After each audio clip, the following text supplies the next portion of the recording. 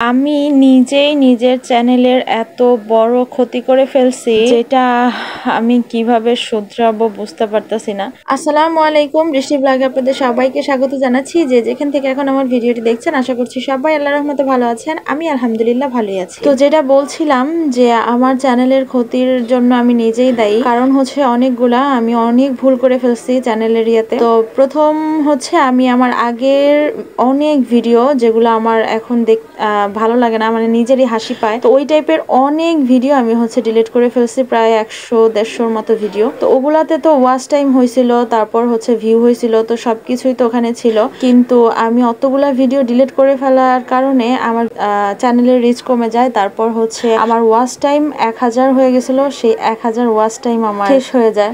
এত কষ্টের watch time যেটা আমার নিজের ভুলেই শেষ হয়ে গেছে। তারপর হচ্ছে আমি অনেক দিন বললে ভুল হবে, অনেক মাস একাধারে আমি ভিডিও দেওয়া বন্ধ করে দিছিলাম, যে কারণে এখন আর ভিডিও দিলে ভিডিওগুলা পাবলিকের কাছে খুব একটা যাচ্ছে না। এখন আবার নতুন করে আমার প্রথম যেভাবে চ্যানেল শুরু করে সেই প্রথম থেকে আমার আবার চ্যানেলটাকে করতে হবে।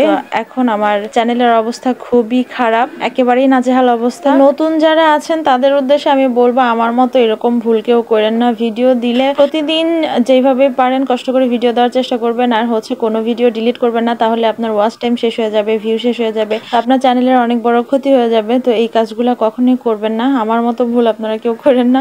আমি যে ভুল করছি এখন আমার অনেক পস্তাতে হচ্ছে। এতদিনে আমার ওয়াচ টাইম পূরণ হয়ে যেত, এখন আমার আবার নতুন করে শুরু করতে হবে, আর কি করার। সবাই দোয়া করবেন আমার জন্য। এই হচ্ছে আমার অবস্থা।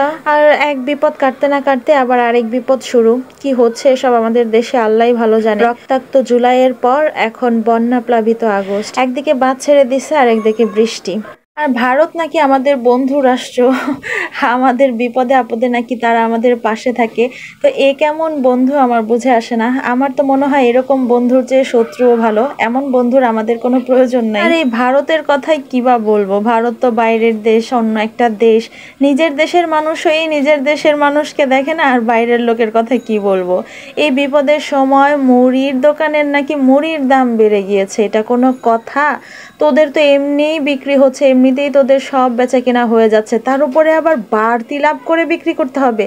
ছি ছি ছি ছি ছি ছি, এরকম মানুষ, এগুলারে মানুষ বললেও ভুল হবে, পশুর চেয়েও অধম। ওই তোরা 2 পয়সা কমিয়ে বিক্রি করবি যাতে মানুষের উপকার হয়, সেইটা করবি, তা না করে তোরা উল্টা দাম বাড়ায় দিছস। ভালোই করছস, দিন সবার একরকম থাকে না সব সময়। যাই হোক, এদের কথা আর কি বলবো, এদের কথা আর বলতে চাচ্ছি না। আর এই বিপদের সময় যারা ওই অসহায় মানুষদের পাশে দাঁড়াচ্ছেন তাদের জন্য রইল অনেক অনেক দোয়া। তারা যে যেভাবে পারছে সাহায্য করার চেষ্টা করছে, দেখে খুবই ভালো লাগছে। আল্লাহ পাক সবাইকে হেফাজত করুন, আমিন। তো সবাই সবার জন্য দোয়া করবেন, আল্লাহ ভরসা, ইনশাল্লাহ সবকিছু আবার ঠিক হয়ে যাবে। তো ঠিক আছে, আল্লাহ হাফেজ, সবাই দোয়া করবেন।